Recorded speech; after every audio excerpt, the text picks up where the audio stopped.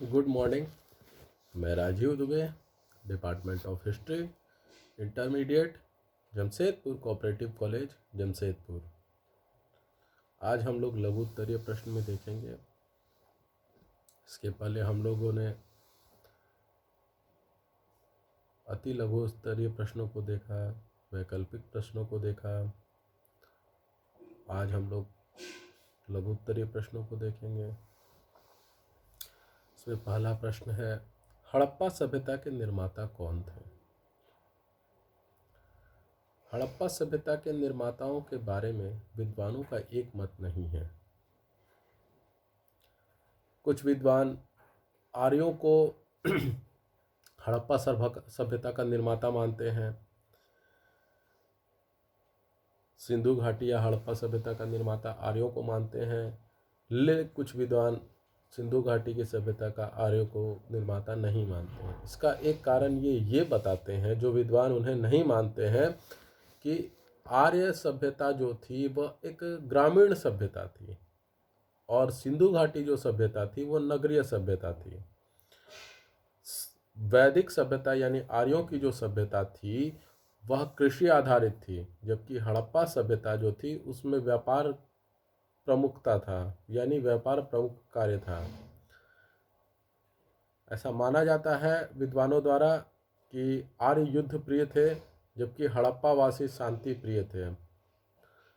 वैदिक सभ्यता में यानी आर्यों की सभ्यता में हवन, अग्नि, यज्ञ, बलि आदि का विशेष महत्व था, परंतु हड़प्पा सभ्यता में बैल अधिक सम्माननीय था।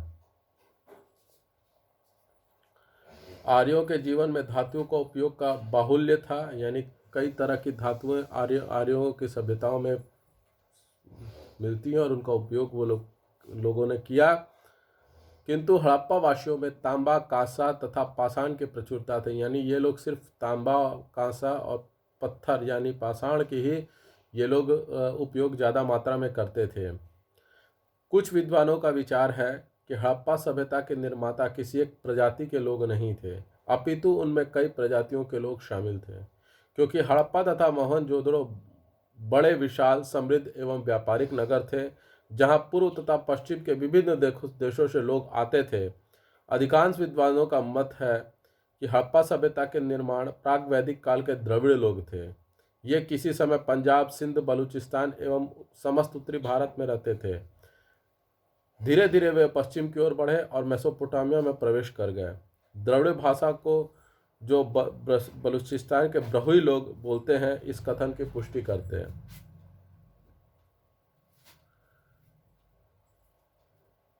कुछ विद्वानों का ऐसा मत है कि हड़प्पा वासियों से संघर्ष हुआ, जिसमें आर्य विजयी हुए, अतः द्रविड़ों को ही हड़प्पा सभ्यता का निर्माता मानना उचित प्रतीत होता है। अब अगर जब द्रविड़ों को सिंधु सभ्यता का निर्माता मानना उचित होता है, तो जब सभ्यता विकसित हो रही थी, भारत में सभ्यता विकसित हो रही थी, चार अनुसूचित जाति या जातियों के लोग उस समय भारत में रहते थे। निग्रो, ऑस्ट्रिच, द्रविड़ और असुर जनजाति के लोग भारत में रहते थे। ये सभी जातियां अपने अपने क्षेत्र में जंगल में रहती थी, जिसमें निग्रो जाति, ऑस्ट्रिच जाति, असुर जनजाति और द्रविड़ जनजाति। आज भी ये चारों लोग हैं। असुर जनजाति झारखंड के खूंटी जिले में है, ऑस्ट्रिच जनजाति झारखंड में ही है, निग्रो दक्षिण भारत के कुछ क्षेत्र, पश्चिमी नॉर्थ ईस्ट, उत्तर पूर्व जो असम, मेघालय वगैरह क्षेत्र है, वहाँ पे निग्रो जाति के लोग मिलते हैं, आदिवासी लोग, और द्रविड़ जनजाति दक्षिण भारत में आज भी मिलती है। ये द्रविड़ जनजाति भारत में सभ्यता के विकास के पहले से उपलब्ध यहाँ मौजूद है। तो अगर इन्हें यहाँ दो मत चलता है, पहला, आर्य भारत के मूल निवासी थे या भारत से बाहर से आए थे। हम लोग इसमें नहीं पढ़ेंगे, लेकिन हड़प्पा सभ्यता के निर्माण की जब बात आती है, सिंधु घाटी सभ्यता के निर्माण की बात आती है, तो निश्चित रूप से मेरा भी व्यक्तिगत मानना यह है कि इसके निर्माता द्रविड़ हो सकते हैं। क्योंकि जब सभ्यता विकसित हुई और ऐतिहासिक रूप से सिंधु घाटी की सभ्यता को प्रामाणिक रूप से माना गया है, ऐतिहासिक रूप से इतिहास उन्हें ही सबसे भारत की सबसे प्रथम सभ्यता मानता है, तो द्रविड़ जनजाति ने ही सभ्यता को माना होगा, सभ्यता को शुरुआत की होगी सिंधु घाटी के सभ्यता, इसमें कोई संशय नहीं लगता है। क्योंकि इन चारों जातियों में निग्रो, ऑस्ट्रिच, द्रविड़ और असुर जनजाति में एक द्रविड़ जाति थी जो भाषा का ज्ञान रखती थी, और इन द्रविड़ जातियों के द्वारा ही दुनिया की सबसे प्राचीन भाषा तमिल भाषा जो है इन द्रविड़ों की देन है, तो इसमें संशय नहीं किया जा सकता। तो हड़प्पा सभ्यता के निर्माता द्रविड़ जनजाति को मानना ही उचित प्रतीत होता है। अब आते हैं दूसरे प्रश्न की ओर। हड़प्पा सभ्यता की खोज की कहानी संक्षेप में लिखिए। हड़प्पा सभ्यता की खोज कैसे हुई? 1856 ईस्वी में सिंधु घाटी से उस समय की एक सभ्यता के अवशेष प्राप्त होने लगे थे। सिंधु घाटी, चूंकि उस समय भारत पाकिस्तान एक था, अंग्रेजी सरकार चल रही थी और वो लोग खोज करा रहे थे। जब अंग्रेजी सरकार ने कराची से लाहौर के मध्य रेलवे लाइन बिछाने के लिए, कराची से लाहौर की ओर रेलवे लाइन बिछाने के लिए वहाँ खुदाई कराया, उत्खनन कराया, उस समय मजदूरों ने खंडहरों की खुदाई से मिलने वाले चित्र वस्तुओं को देखकर भय तथा आतंक के वजह से काम रोक दिया। वहाँ पे खंडहर का चित्र वगैरह मिला, उससे वहाँ के मजदूरों ने काम रोक दिया डर से। किंतु कुछ समय पश्चात ही पुरातत्व विभाग ने अनेक स्थानों पर खुदाई कराकर सिंधु सभ्यता के असंख्य अवशेष प्राप्त किए। लेकिन जब ये बात अंग्रेजी सरकार को पता चली तो उन्होंने तुरंत उस जगह की खुदाई शुरू करवाई और उसके आसपास के क्षेत्रों में खुदाई शुरू कराई और सिंधु सभ्यता के असंख्य, बहुत सारे, जिसकी संख्या गिनती नहीं की जा सकती, बहुत सारे अवशेष प्राप्त हुए, साक्ष्य प्राप्त हुए कि यहाँ कोई सभ्यता थी। और जिन जिन स्थानों पर ये अवशेष प्राप्त हुए उनके बारे में मैं बता रहा हूँ। हड़प्पा, यह स्थान मोंटगोमरी जिले, वर्तमान में पाकिस्तान है, में लाहौर और मुल्तान के मध्य स्थित है। जो हड़प्पा सभ्यता थी या हड़प्पा जो क्षेत्र वर्तमान में अगर देखा जाए तो मोंटगोमरी जिला जो वर्तमान में पाकिस्तान में है, यह कराची, लाहौर और मुल्तान के मध्य में यह जगह हड़प्पा है। इसकी खुदाई वर्ष 1921 में दयाराम साहनी तथा माधव स्वरूप वत्स ने कराई थी। इस स्थान से सिंधु सभ्यता से संबंधित नरकबंद, प्रस्तर मूर्ति, प्रसाधन मंजूषा, कब्रिस्तान आदि वस्तुएं प्राप्त हुई है। यानी ये सब चीज़ें जो हैं ये हड़प्पा के खुदाई से मिली। इसके बाद में मोहनजोदड़ो, यह स्थान वर्तमान में पाकिस्तान के लरकाना जिले में कराची से लगभग 500 किलोमीटर उत्तर की ओर पड़ता है। यानी जो मोहनजोदड़ो है, यह स्थान पाकिस्तान के लरकाना जिले में कराची से लगभग 500 किलोमीटर उत्तर में स्थित है। मोहनजोदड़ो का अर्थ है मुर्दे का टीला।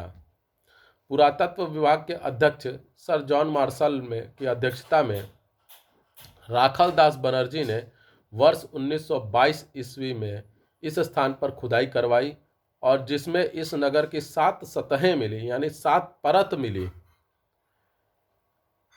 इससे अनुमान लगाया कि यह नगर 7 बार उजड़ा और 7 बार बसाया गया होगा। इतिहासकारों का अनुमान है कि इस नगर का सबसे ऊपरी सतह लगभग 2750 ईस्वी पूर्व एवं सबसे निचली सतह 3250 ईस्वी पूर्व में बनी होगी। यानी अगर हम इसको देखें तो 500 सालों में यह नगर 7 बार बना और 7 बार उजड़ा। यहाँ से कांसे की नर्तकी की मूर्ति, पुजारी का सिर, पशुपति विशाल स्नानागार आदि वस्तुएं प्राप्त हुई हैं। और इस पूरे मोहनजोदड़ो की विशेषता वहाँ के विशाल स्नानागार और नगर नियोजन प्रणाली रही है। इसके अलावे और भी कई स्थान रहे, जिसमें 1931 में चनहुदड़ो, जो वर्तमान में सिंध क्षेत्र में है, पाकिस्तान में स्थित है, में एनजी मजूमदार ने खुदाई करवाई। यहाँ से मनके बनाने का एक विशाल कारखाना मिला। वर्ष 1953 में अमलानंद घोष के नेतृत्व में कालीबंगा, हनुमानगढ़, राजस्थान से हवन कुंड एवं जुते हुए खेतों के अवशेष प्राप्त होते हैं। यानी उस समय जुते हुए खेत यानी खेत को जोतकर खुद खेती करने की प्रथा चालू हो गई थी। वर्ष 1955 में फजल अहमद खान ने कोटदीजी, जो वर्तमान में सिंध पाकिस्तान में है, ने खुदाई करवाकर मानव सभ्यता की 16 तहों के अवशेष की खोज की। 1957 में M.R. राव ने लोथल, जो अभी वर्तमान में अहमदाबाद गुजरात में स्थित है, उत्खनन से एक गोदी तथा बाड़ा एवं चावल के अवशेष खोज निकाले। गोदी का अर्थ होता है बंदरगाह, और